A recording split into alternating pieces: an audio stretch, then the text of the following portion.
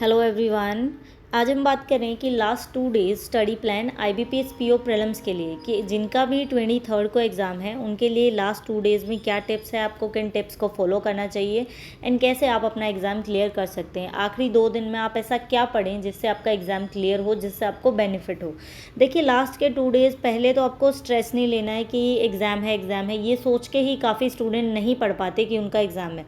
ऐसा आपको बिल्कुल नहीं करना है, बिल्कुल भी स्ट्रेस मत लीजिए, रिलैक्स होकर एग्ज़ाम दे के आइए।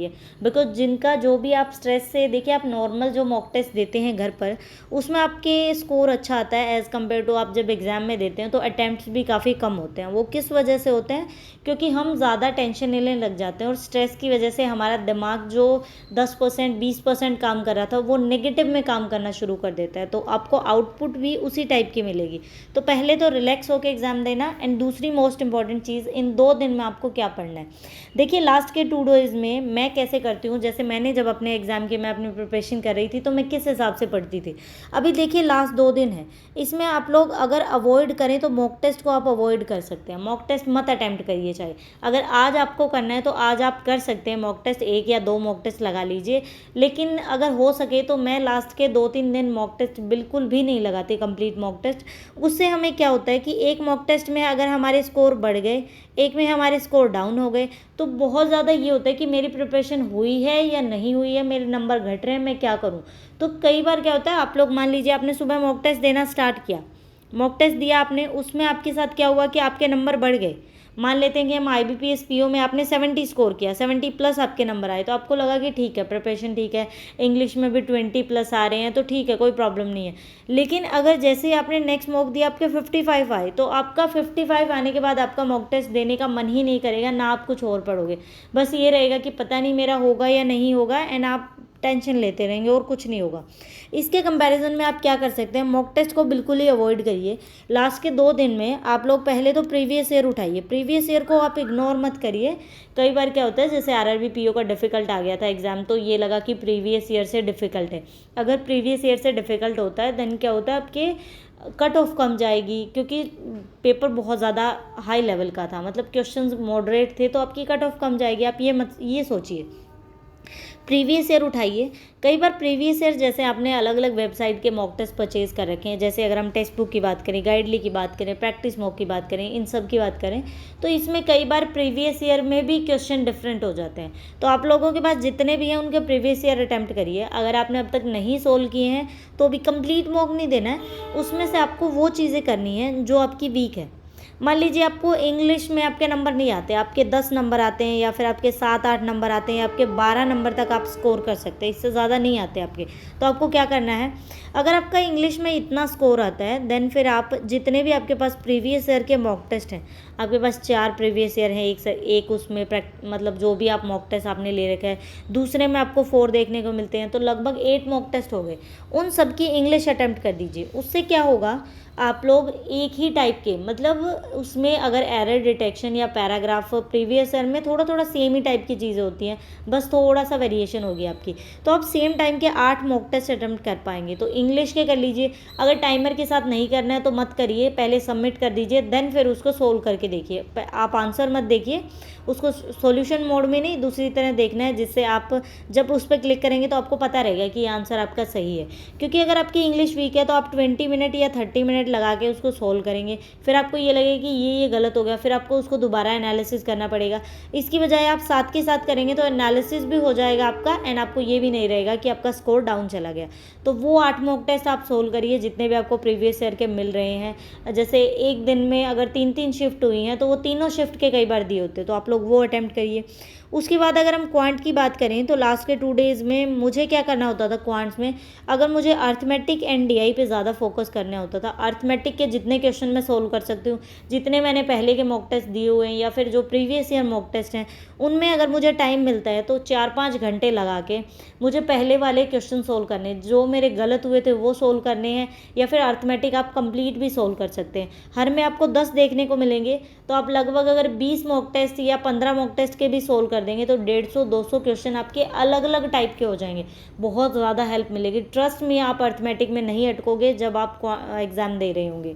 अगर हम रीजनिंग की बात करें कि रीजनिंग में क्या करना है, रीजनिंग में मोस्ट इंपॉर्टेंट चीज़ होती है पजल्स एंड सिटिंग अरेंजमेंट। आपको जस्ट यही करना है, लेकिन प्रीवियस ईयर उठाइए। अगर आपको प्रीवियस ईयर कम मिल रहे हैं, किसी स्टूडेंट ने एक ही साइड के पेपर परचेज कर रखे हैं मॉक टेस्ट या फिर 2 के कर रखे हैं, तो उसको अगर ज़्यादा नहीं मिल रहे प्रीवियस ईयर, उसको ये लग रहा है कि मुझे तो थोड़े ही मिले, 2-3 ही मिले, मैं 8 कैसे अटैम्प्ट करूं, तो आप लोग क्या कर सकते हैं, उसमें से एसबीआई के प्रीवियस ईयर उठा लीजिए, क्योंकि आईबीपीएस मैक्सिमम टाइम एसबीआई को ही फॉलो करता है। इनके दोनों के लगभग सेम ही होते हैं, बस एसबीआई का थोड़ा सा लेवल ज़्यादा होता है एज़ कम्पेयर टू आईबीपीएस की अगर हम बात करें। तो आप लोग थोड़ा सा हाई लेवल का करेंगे तो आपको एग्जाम में भी ईजी क्वेश्चंस देखने को मिलेंगे। आपको लगेगा कि ठीक है, तो आप एसबीआई पीओ के जो आपके मॉक टेस्ट हैं प्रीवियस ईयर, आप वो भी अटैम्प्ट कर सकते हैं, प्रीवियस ईयर के पेपर्स। एंड इन चीज़ों को करिए, जितना पढ़ सकते हैं उतना पढ़िए, कोई नई चीज़ मत करना। नई चीज़ इन द सेंस, अगर आपने कोई टॉपिक छोड़ रखा है, मान लीजिए आपने प्रोबेबिलिटी या फिर आपने कोई और चैप्टर छोड़ रखा है, आपने टाइम एंड वर्क या कोई और भी चैप्टर आपका मान लीजिए वो आपने नहीं कर रखा, वो नहीं स्टार्ट करना। अगर उसका करना है तो मॉक टेस्ट में अगर उसका क्वेश्चन आ गया तो आप सॉल्यूशन देख के जस्ट उस टाइप के उसके फॉर्मूलेज याद कर सकते हैं, क्या चीज़ें हैं, बस आपको वो देखनी है, कुछ भी नया नहीं स्टार्ट करना है। लेकिन आप मॉक टेस्ट में जा सकते हैं। मॉक टेस्ट को आप लोग क्या कर सकते हैं, जो पहले के दिए हुए हैं उनको सबमिट आपने ऑलरेडी कर रखा है, आप वो अटैम्प्ट कर सकते हैं। कोई नया करना चाहते हैं तो उसको सबमिट करिए, देन सोल्व करिए। आपको ये नहीं होना चाहिए कि मैं 20 मिनट में कितने क्वेश्चन कर पा रहा हूँ। इस चीज़ को अगर आप 2 दिन तक भूल जाएंगे ना कि मेरे 70 नंबर आ रहे हैं या मेरे 80 नंबर आ रहे हैं, मेरे 50 आ रहे हैं, मेरे 45 आ रहे हैं, बहुत ज़्यादा हेल्प होगी। मेरे साथ यही होता था, मैं मॉक टेस्ट देती थी, एक में स्कोर बढ़ गया, एक में स्कोर मेरा डाउन हो गया, तो मेरा ये रहता था कि नहीं, पता नहीं एग्ज़ाम क्लियर होगा या नहीं होगा, तो मेरा पढ़ने का ही मन नहीं करता था। लास्ट के 2 दिन जो इंपॉर्टेंट होते हैं उसमें हम ऐसे करने लग जाते हैं, तो ये गलती बिल्कुल मत करना।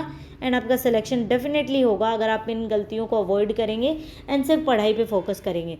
आज पूरा अच्छे से पढ़ लीजिए। कल अगर जिनका एग्ज़ाम अगर हम बात करें 23 को फर्स्ट शिफ्ट में है, सेकेंड में है या थर्ड शिफ्ट में आपका एग्ज़ाम है, तो आप लोग क्या कर सकते हैं, शाम को 3 या 4 बजे के करीब तक कल तक पढ़ लीजिए, मतलब 22 तक आप 3 या 4 बजे तक पढ़ लीजिए। उसके बाद आप बुक्स मत उठाइए, ना ही आपको कोई मॉक टेस्ट देना है, ना ही आपको कुछ पढ़ना है, ना ही आपको कोई रूल्स पढ़ने हैं। आप जस्ट इन्जॉय करिए, या तो अपने पेरेंट्स से बात कर लीजिए, इसके अलावा आप कोई मूवी भी देख सकते हैं, कोई ऐसी चीज़ देखिए, आराम से घर वालों से बात करिए, डिनर वगैरह करिए, 8-9 बजे के करीब सो जाइए। चाहे आप 12 बजे सोते हो फिर भी ट्राई करिए। एक प्रॉपर नींद होना बहुत ज़रूरी है आपका अच्छा एग्ज़ाम देने के लिए। आपके एग्ज़ाम में आप प्रेजेंट ऑफ माइंड आपका अच्छा होना चाहिए। ऐसा नहीं कि आप जस्ट आपका दिमाग कहीं है, नींद आ रही है या कुछ और आ रही है। वैसे तो एग्ज़ाम में वैसे भी नींद उड़ जाती है, लेकिन फिर भी पूरा रिलैक्स होकर जाइए। इन टिप्स को अगर आप फॉलो करेंगे तो डेफिनेटली आपका सिलेक्शन हो जाएगा। यही 2 दिन लास्ट दिन की स्टडी प्लान है, आप लोग अच्छे से पढ़िए। मैंने भी अप्लाई किया IBPS PO के लिए, मुझे ये कि SBI के लिए फ्लो बना रहेगा, IBPS PO का भी एग्ज़ाम देते हैं। तो मेरा 23 को एग्ज़ाम है, आपको बढ़िया से एनालिसिस मिल जाएगा उसका, एंड जो भी आपके अर्थमेटिक के क्वेश्चन उसमें पूछे गए हैं अच्छे से करवा दूंगी, ताकि आगे वाली शिफ्ट वालों के लिए भी इंपॉर्टेंट रहे, जिनका 30th को है या 31 को है, उनको भी ये रहे कि किस टाइप के क्वेश्चन आते हैं। देखिए, अगर आप कर लेते हैं ना, कोई स्टूडेंट आपको ये बता देता है कि इस टाइप के क्वेश्चन आए, एक वो आपको डायरेक्ट बोलेगा कि एक टाइम एंड वर्क से आया कि पाइप एंड सिस्टम से आया, उसका बेनिफिट नहीं होता। अदरवाइज वो आपको क्वेश्चन बताए कि टाइम एंड वर्क का ये क्वेश्चन था, तो उसी टाइप के लगभग एग्जामिनर वही चीज़ें होती हैं, बस थोड़ा सा रिपीट किया होता है। मैंने एक बार देखा था ऐसा एनालिसिस, मेरी फ्रेंड ने मुझे अच्छे से बताया था कि ये क्वेश्चन थे, लगभग एग्जाम में उसी टाइप के क्वेश्चन होते हैं, बस थोड़ा सा अलग किया होता है, तो आपकी काफ़ी ज़्यादा अप्रोच बढ़िया रहती है। तो मैं आपको कंप्लीट करवा दूँगी। Thank you for watching the video. कोई भी डाउट हो आप लोग कमेंट सेक्शन में बता सकते हैं।